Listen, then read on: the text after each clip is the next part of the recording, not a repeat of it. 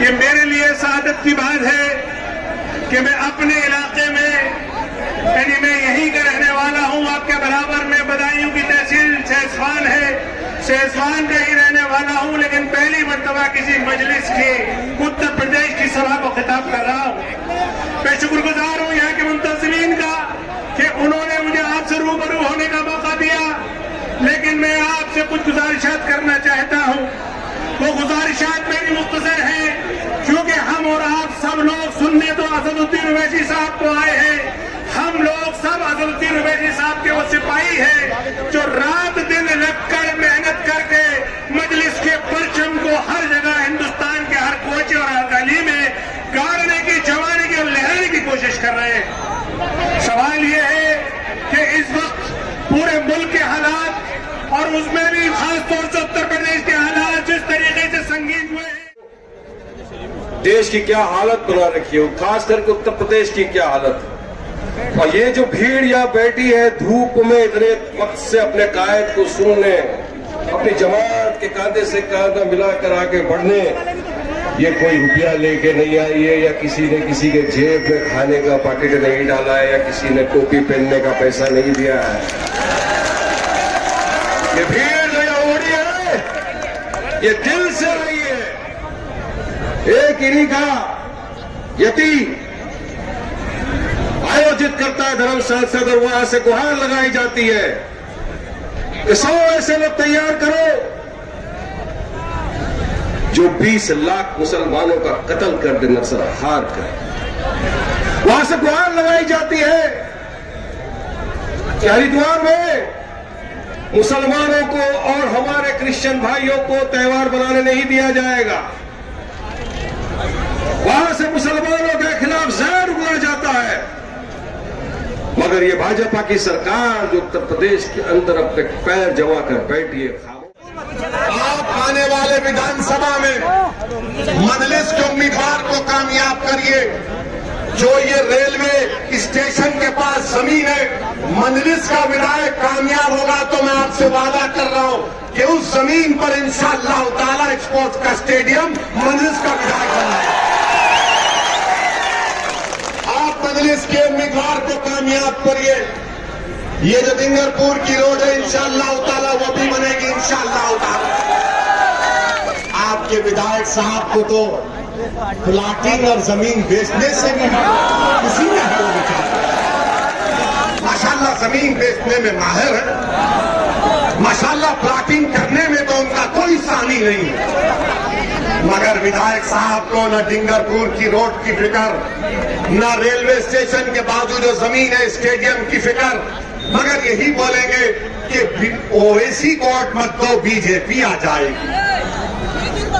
मेरे अजीज दोस्तों, जब बच्चा छोटा रहता है ना तो लोग बोलते सो जाओ वरना वो आ जाएगा, ये आ जाएगा। अखिलेश जी, मैं आपसे कह रहा हूं बच्चा बहुत बड़ा हो चुका है। अब बच्चा मर्द बन चुका है। अब बच्चा सिवाय अल्लाह के किसी से नहीं डरता। अब बच्चा अपने फैसले खुद कर सकता है। अब बच्चे में सोच पैदा हो चुकी है कि जब आपको वोट डालने से आपकी जात और बिरादरी मजबूत होती है तो फिर 19% मुसलमान क्यों मजबूत नहीं होगा। मेरे अजीज दोस्तों और बुजुर्गों, इन बातों पर आपको गौर करना है। मुरादाबाद के जिले में आया हूं तो ये बात कहना बहुत जरूरी है कि मजलिस पर इल्जाम लगाते हैं फिरका परस्ती का, मगर बताओ समाजवादी, बहुजन समाज पार्टी और कांग्रेस के लोगों 13 अगस्त 1980 को मुरादाबाद शहर में क्या हुआ था? 13 अगस्त 1980 मुरादाबाद शहर में ईद के दिन पीएसी की पुलिस ने 300 मुसलमानों को गोली मारकर कत्ल कर दिया। 300। क्या आपको मालूम नौजवानों, 300 मुसलमानों को कोई कुछ किया। आज मजलिस पर इल्जाम लगाते। अच्छा, आप ये भी एक मजाक है कि अभी टीवी पर किसी ने मुझे बताया कि योगी आदित्यनाथ राहुल गांधी के बारे में कह रहे कि राहुल गांधी, जरा रुक जाइएगा, जरा एक मिनट,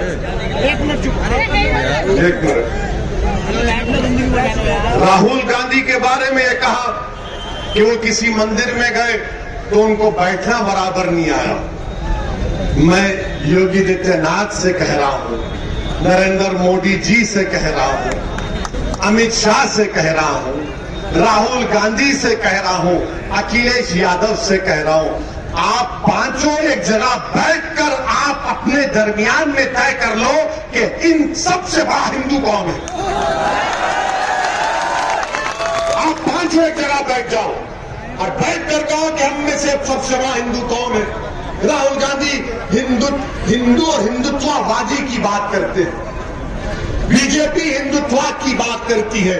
अच्छा बाबा ये तो बताओ, जो मंदिर को नहीं जाता उसका क्या होगा?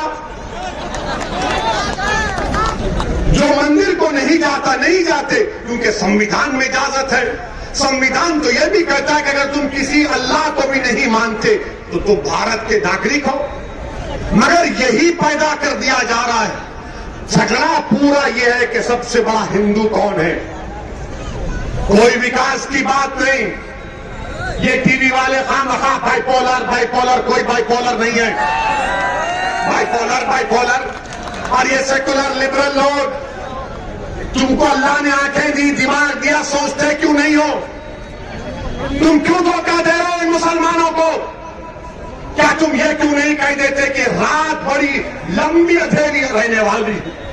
हाँ, इस मुल्क में हमारे हिंदू भाई हैं जो आज भी भारत के संविधान को मानते हैं, मगर इस अंधेरी रात में उनका मौकफ एक जुगनू की तरह है।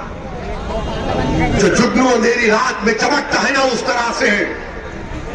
मैं ये नहीं कह रहा हूं, बल्कि एक सर्वे हुआ, उस सर्वे में कहा गया, CSGS का सर्वे, 44% मुस्लिम नौजवानों ने कहा कि उनके गैर मुस्लिम दोस्त उनसे भेदभाव करते हैं। बताओ वो नौजवान जो कौम और मुल्क का मुस्तकबिल है, क्या लेकर आगे बढ़ रहा है? 2019 के चुनाव में क्या अखिलेश और BSP एक नहीं हुए? दोनों एक होकर लड़े। 75% मुसलमानों ने वोट दिया। बताओ फिर कहां बीजेपी क्यों इतना जीत गई? इसका कोई जवाब नहीं है। मगर ये अपने आप को सेक्युलर और लिबरल कहने वाले लोग जो हर टीवी चैनल पर बैठ जाते हैं, इनको एक लिफाफा मिलता है, उस पर शुरू हो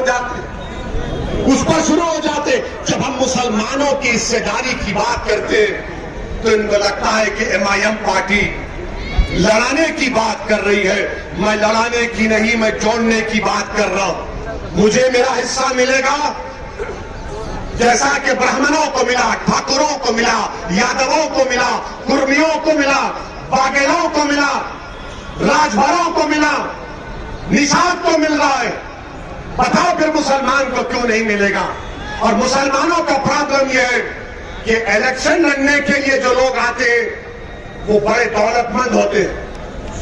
वो जब जीत भी जाते हैं तो उनको मुसलमानों से मतलब नहीं रहता, उनको अखिलेश की नाराजगी से मतलब रहता है, उनको बहन जी की नाराजगी से मतलब रहता है, उनको राहुल गांधी के आगे चापलूसी करने से। नाम सैयद मुबशर। इस वक्त मेरे साथ एक खास मेहमान जरूर है। मैं जानना चाहूंगा उसमें ओवैसी साहब से कि मुरादाबाद पहुंचे हैं, पूरे यूपी में आपने कई जगह पे रैलियां की, जलसे किए, क्या लग रहा है आपको माहौल? क्योंकि MIM जिस तरीके से विधानसभा चुनाव में आई, कहीं ना कहीं खलबली मचना भी जाहिर है।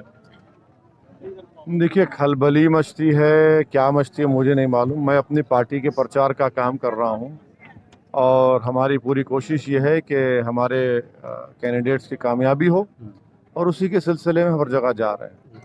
यूपी में कहा जा रहा है कि जो 19% 20% मुस्लिम आबादी है, जो वोट बैंक पूरी दूसरी पार्टियों का था, ओवैसी साहब के आने से अब वो बंटवारा में हो गया उसमें, और उसकी वजह से कहीं ना कहीं टीम जिस तरीके से इल्जाम लगाते हैं वो फायदा होगा। क्या इस चुनाव में सिर्फ मुसलमान ही वोट देता है क्या? यादव नहीं देता है, ब्राह्मण नहीं देते हैं, हमारे ठाकुर भाई नहीं देते हैं, दूसरा समाज वोट नहीं देता क्या? उनसे क्यों नहीं सवाल किया जाता? आप लोग को चाहिए ऐसा सवाल करना? एक ऐसा अहम- चुनाव कैसे मुसलमान ही नजर आते हैं आप लोगों को? एक अहम सवाल, सहारनपुर में मोदी जी आए थे, तब एक महिला ने उनको काला कपड़ा दिखाया था, काला झंडा दिखाया था, कल उसकी हत्या कर दी गई। आप कहते हैं गुंडाराज यहाँ पर बहुत सारे जो लोग ऐसे हैं, रामराज आ गया योगी सरकार में, अब क्या लगता है आपको किस तरीके से आप अगर बिल्कुल इसको कंडेम करना चाहिए। उसने काली झंडी दिखाई तो उसने अपने संविधान का हक इस्तेमाल किया, कोई गुनाह नहीं किया उसने, कोई गुनाह नहीं किया। और जिन्होंने उसका कत्ल किया उनको पकड़ना चाहिए, उनको कानून के तहत सख्त सजा मिलनी चाहिए, जिस किसी ने भी किया। और अगर उसका ताल्लुक इस बात से है कि उसको काली झंडी दिखाने पर किसी जालिम ने, किसी शैतान ने उसका कत्ल किया, तो ये तो और गलत है फिर तो। मुरादाबाद के आवाम से आप क्या अपील करना चाहेंगे, क्योंकि एमआईएम के और भी गए हैं, 2 दिन का आपका दौरा है मुरादाबाद में? नहीं, हम अपनी पार्टी की मजबूती के लिए, पार्टी के कैंडिडेट्स की कामयाबी के लिए जनता से अपील कर रहे हैं कि आप हमारे कैंडिडेट्स की कामयाबी के लिए दुआ भी करिए, हमारा साथ दीजिए, हमारी सरपरस्ती करिए, हमारी गलतियों को सुधारिए, हमको गाइड करिए और यहाँ से हमारे कैंडिडेट्स को कामयाब करिए। बहुत बहुत शुक्रिया हमसे बात करने के लिए। साफ तौर पर है जिस तरीके से असदुद्दीन ओवैसी लगातार उत्तर प्रदेश के चुनाव में पूरी सरगर्मी के साथ लगे हुए हैं, कहीं ना कहीं नतीजे अब थोड़ा अलग होने वाले हैं। अब नतीजे क्या होंगे ये तो आने वाला वक्त ही बताएगा। Saeed Mubashir, that's news. योगी आदित्यनाथ